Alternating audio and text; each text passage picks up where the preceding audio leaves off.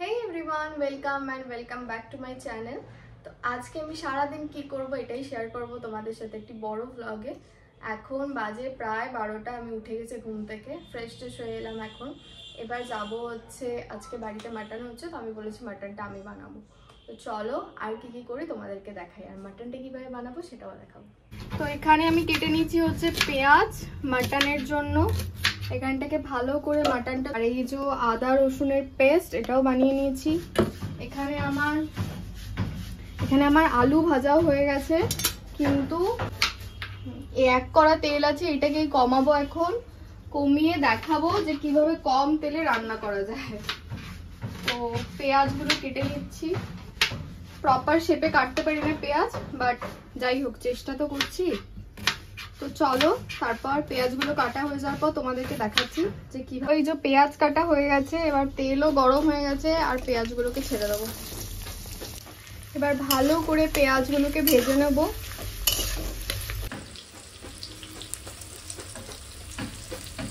তো এখানে আমার পেঁয়াজ ভাজা হয়ে গেছে, পুরো ব্রাউন ব্রাউন হয়ে গেছে কালার পেঁয়াজের, আর ভাজবো না। এবার এখানে যে মশলাটা করেছিলাম আদা রসুনের পেস্ট, ওটাই দেব,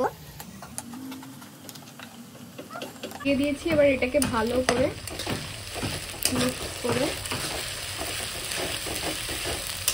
এবার দেব হচ্ছে নুন স্বাদ মতো। এবার দেব হচ্ছে এখানে লঙ্কার গুঁড়ো, আমরা বেশি ঝাল খাই না, অল্পই ঝাল দেব। 1 চামচ জিরে গুঁড়ো, আর একটু দিয়ে দেবো সামান্য। আর দেব হচ্ছে হলুদ, দিয়ে দিলাম।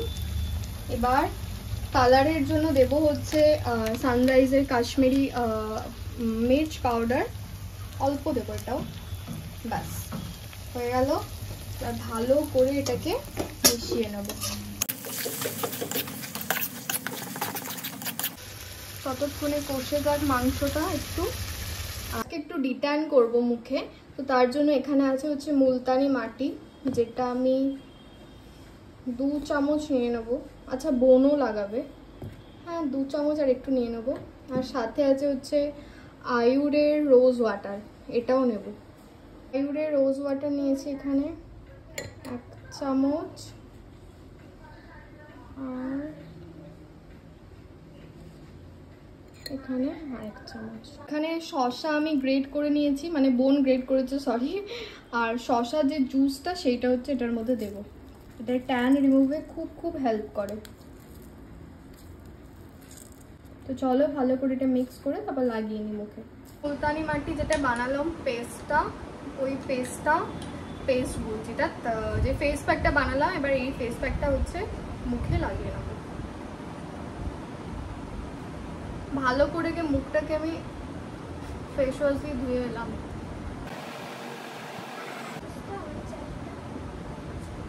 চলো লাগিয়ে নিয়েছি আমি, এবার বোনকেও লাগিয়ে দেবো। এটা তোমরা চাইলে গলাতেও ইউজ করতে পারো, বাট আমার এখন অনেক কাজ আর আমি ঘেমে যাবো, তার জন্য আমি ইউজ করছি না। এবার আমি এখানে ইউজ করছি সানরাইজার মিট মশলা, এটা অলমোস্ট কষানো হয়ে যাওয়ার পর আমি দিয়েছিলাম যাতে আর একটু টেস্ট। এবার মাটনগুলো হচ্ছে এখানে প্রেসার কুকারের মধ্যে তুলে দিচ্ছি, যাতে ভালো করে এটা সেদ্ধ হয়ে যায়। কষিয়ে নিয়েছি পুরোটা, গরম তো ভয় লাগছে। এর মধ্যে দিয়ে দিচ্ছি হচ্ছে আলুগুলো, গরম জল বসিয়ে দিয়েছি, গরম জলটা মাটনের মধ্যে দিয়ে নেবো, তারপর 4-5টা সিটি দিলেই হয়ে যাবে। আর এখানে দিচ্ছি হচ্ছে 1 চামচ ঘি, এটা দিতে হয় টেস্টের জন্য। হয়ে গেছে জল দেওয়া, গরম জল। এবার এটাকে আটকে দেবো,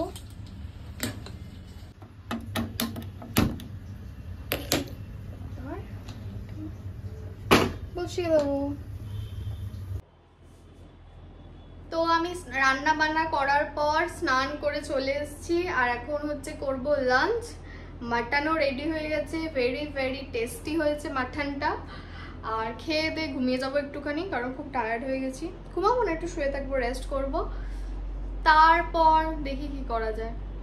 বিকেলবেলা একটু বেরোনোর প্ল্যান আছে, কারণ কিছু কেনাকাটি করার আছে, তো ওই কারণেই যাব একটুখানি।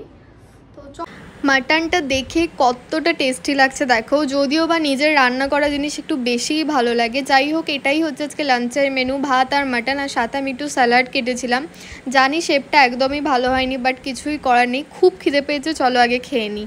তো দুপুরবেলা খেয়ে দিয়ে নিয়ে একটু বেরিয়েছিলাম বাইরে, কিছু কাজ ছিল ইম্পর্টেন্ট, তো সেখানেই গেছিলাম। নিশ্চয়ই তোমাদেরকে জানাবো, আমাদের বাড়িতে খুব স্পেশাল একটা অনুষ্ঠান আসতে চলেছে সামনে, তো তারই জন্য কিছু মার্কেটিং করতে গেছিলাম। যাই হোক, তারপর বাড়ি এসে একটু ঘুমিয়ে পড়েছিলাম, খুব টায়ার্ড লাগছিল বলে। এক্ষুনি উঠলাম, এখন প্রায় 7টা মতো বাজে। আর এখন বোন বলছে যে ও বানাবে হচ্ছে ক্রিস্পি চিলি বেবিকর্ন, তো তার জন্য আমি বসেছি। আর প্রচণ্ড খিদেও পেয়েছে, তো বললো যে বস আমি বানিয়ে দিচ্ছি, তুই খেয়ে নিস। তো চলো এবার দেখি যে ও কীভাবে ক্রিস্পি চিলি বেবিকর্ন বানায়। তো এখানে প্রিপারেশন স্টার্ট হয়ে গেছে। ক্রিস্পি চিলি বেবিকর্নের জন্য পেঁয়াজ কেটে নিয়েছে, এবার পেঁয়াজগুলোকে একটা একটা করে ছাড়াচ্ছে, তাই তো?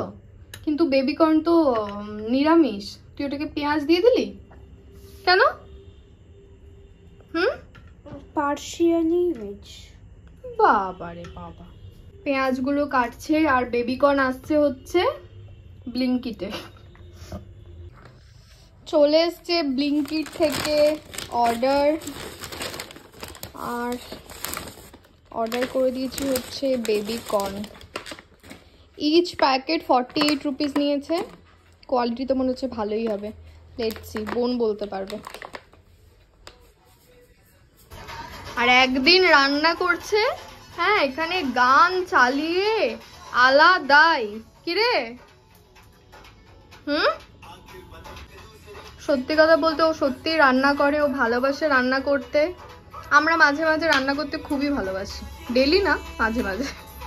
এখানে বোন সব রকমের ইনগ্রেডিয়েন্টস দিয়ে দিয়েছে, এবার এটাকে ভালো করে মিক্স করা হবে।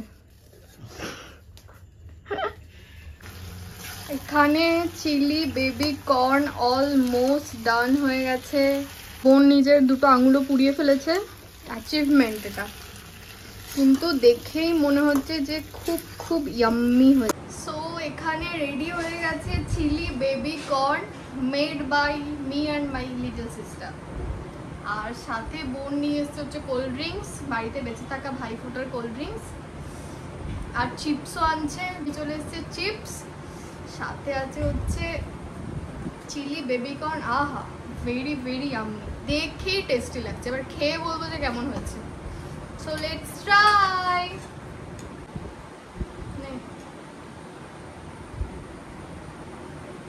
How is it? ভালো আছে?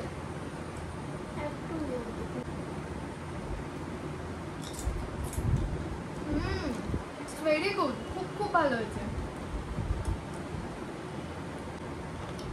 টেস্ট ওয়াইজ খুব ভালো হয়েছে, বাট আমাদের মনে হচ্ছে আর একটু ক্রিস্পি হতো। তো এটা তো ফার্স্ট টাইম, নেক্সট টাইম একটু বেটার করবো, বাট খুব ভালো টেস্ট হয়েছে। রেস্টুরেন্ট স্টাইল টেস্ট হয়েছে, বাট ক্রিস্পি হয়নি, এটাই যে প্রবলেম। মানে ক্রিস্পি হয়েছে, অতটাও ক্রিস্পি হয়নি, কিন্তু টেস্ট ইজ ড্যাম গুড। তো চলো আমরা এনজয় করি এটা, আর আশা করছি তোমাদের খুব খুব ভালো লাগলো এই ব্লগটা। দেখা হচ্ছে পরের একটি ব্লগে খুব শিগগিরই। টিল দেন আমার চ্যানেলটি অবশ্যই দেখতে থাকো, আর ভালো লাগলে please do like, share and subscribe. Tata.